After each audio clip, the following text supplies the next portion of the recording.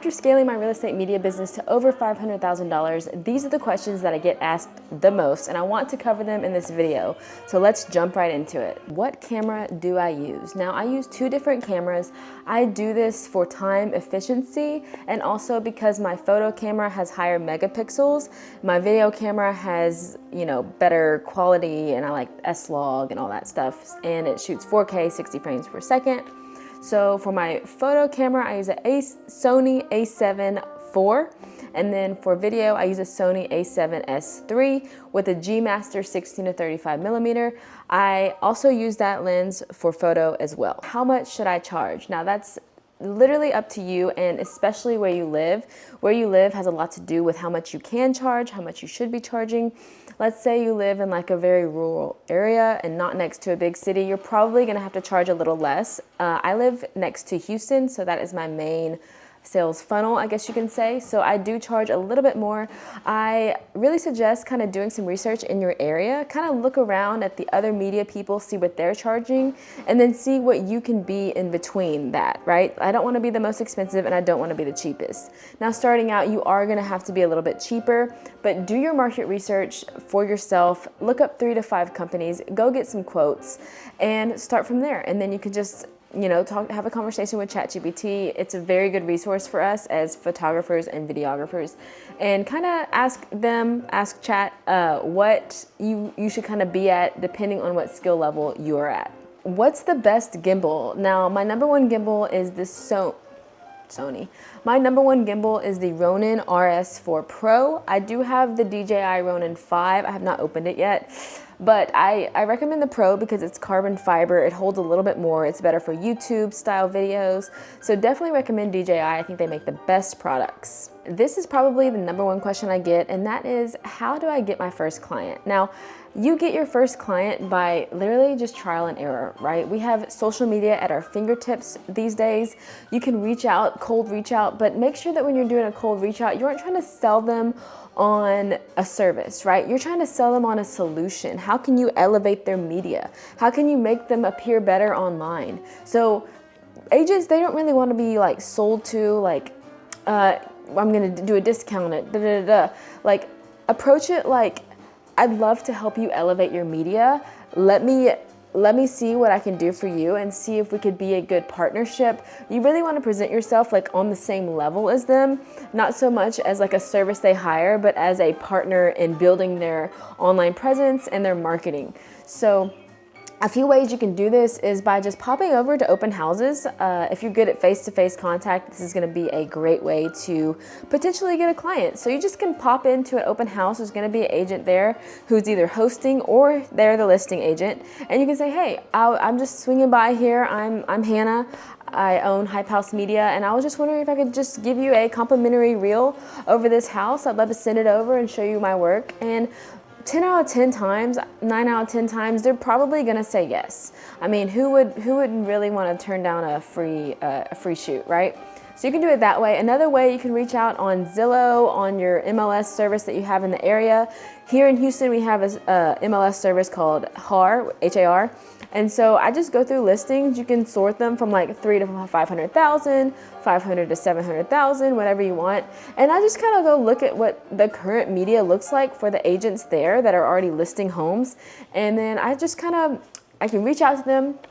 Agents' numbers are online literally everywhere. I just send them a quick text, and you can say, I see that you've listed 1234 Jones Way. I would love to see how I could partner with you and elevate your media and elevate your online presence. I would love to give you a complimentary shoot to show you my services. Absolutely no obligation to use me at all afterwards, but would love to see if you'd be interested. Something like that. Just reach out to them.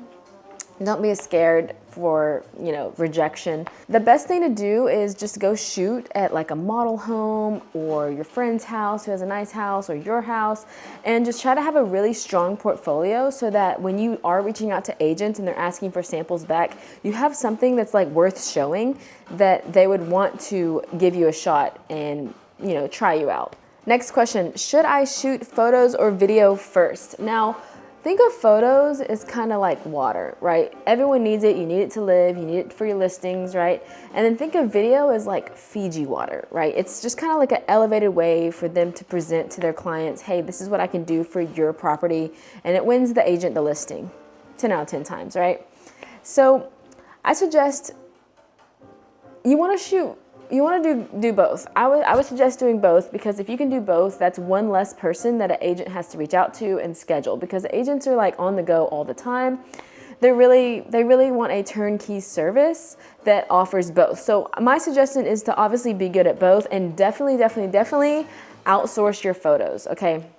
And don't even try to start editing photos, because it's just honestly not worth your time. Now video, I would suggest definitely to edit video, because that's gonna make you a better shooter, right? So anyways, my suggestion is to do photo and video at the same time and get good at both. How long should a shoot take? Now, it takes me about an hour to do photo and video. One reel, I guess I could say, one video, I guess. If I'm just doing photos, it can take me anywhere from 15 to 30 minutes. If I'm just doing video, it can take me probably about 30 to 45 minutes. It just depends. So, but when you're first starting out, I would give yourself maybe like 2 hours or 2.5 hours to start, right? And then you can scale it back from there, because you'll start getting used to the shots. You'll start getting used to what you prefer doing. You'll kind of get like a rinse and repeat system going on, and then you can scale it back from there. But at first, I would say probably like in between 2 and 3 hours. How many homes do I shoot a week? Now that highly depends on the market and how the real estate market is doing. In the spring, I would say March, April, May, I'm shooting probably 25 to 30 homes a week. Now, then it tapers off towards like the fall and winter. Sometimes I shoot like 5 to 10 a week, right? So it just depends. Ideally, I usually shoot about 800-ish properties a year, 800 to 1,000, I guess. And that's with having 2 contracted photographers on the team as well. But I do all the video and photo appointments that are bundled together. Do I edit my own videos? So this is a question I get all the time, and yes and no. So it just depends what the shoot is. If we're doing content, yes, I'm editing all those videos, because they do charge you by the video. So it'd be a waste of money to like outsource 10 videos of a content shoot. It's just a waste of money, because say they charge $35 to $100 a video to edit. Like, think about it, 35 times 10. Is it really worth $350 when you can just edit a talking head video or a trendy video? It's just not worth it. So I edit all the content shoots. Now also, if my client has a specific vision for how they want the video to go, like they want to start with this and this and this, then I'm going to take that on, right? Because it's going to be hard for me to relate to the editor what exactly that client wants. Now, if the client wants a bunch of AI effects, they want the house dropping, they want the text behind the head, they want like the house to spin into the frame, like definitely outsource that, because if you spend time doing that, which I do know how to do that, it's just motion FX, right? And masking. If you do spend your time doing that, you're just wasting your time, because you're probably charging the same amount that you're shooting another video for, yet this time you're tied up with your time of editing all that stuff. I can definitely show you guys how to do the text behind the head in another video, but highly suggest outsourcing those type of edits. It's just getting to know your clients and figuring out what do they want. Do they want a time lapse sunset? Do they want the text behind the head? Do they want a freaking like parachute thing, like revealing the house? All that stuff, definitely hire out. There's so many editors that reach out to me all the time in my DMs, but yes, so I kind of do both. It just depends on the project. Now, what is my favorite lens? Now, ideally, my favorite lens is a 50mm prime G Master. That is my favorite lens for shooting detail shots, but for the sake of time and just the way my schedule goes, I like using a G Master 16 to 35mm lens for all my shoots. It's just easier. I can shoot wide shots and detail shots in the same, at the same time, basically. Whereas if I have a 50mm prime, I'm gonna have to go through the house, shoot all my wide shots, go back through the house, shoot all my detail shots, and it takes double the time. And that's just not worth it on a $550 package. Now, it might be worth it on a huge mansion of a house where they're paying like thousands of dollars for me to shoot the house. That is when I would use a prime lens, but other than that, I'm gonna use a 16-35 G Master Sony lens on a Sony a7S III body, shooting in S-Log, which is picture profile 8.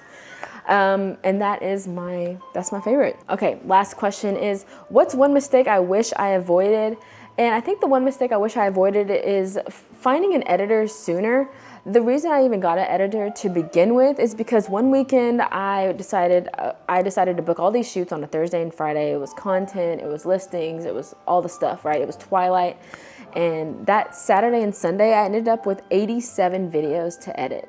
And I knocked 87 videos out. I was literally at my desk all day, all night, it seemed like, and I knocked them all out. And after that, I was like, you know what am I doing so much? I'm just doing so much in the weeds here. I could do so much more. I could be so much more fulfilled if I just find a reliable editor. Now, finding a reliable editor, that's a hard part, as well as when you do find a reliable editor, like my editor that I use currently, sometimes I go back and forth 6 or 7 times.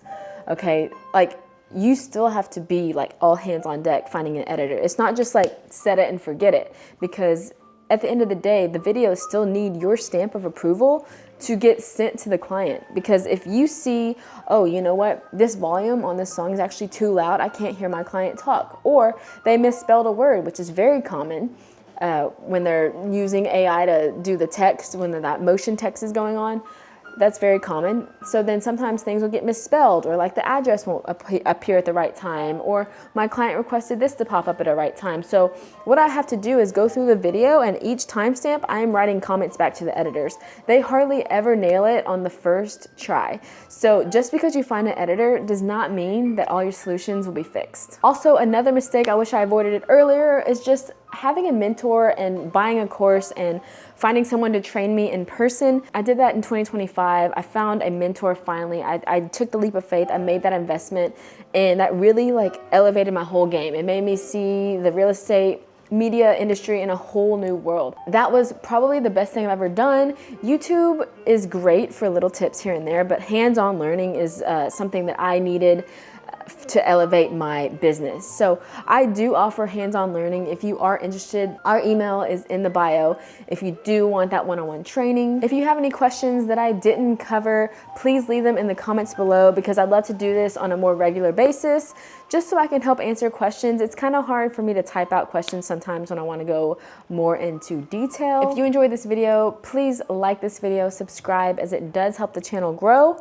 I will see you in the next one, and just keep creating the hype and let's grow together.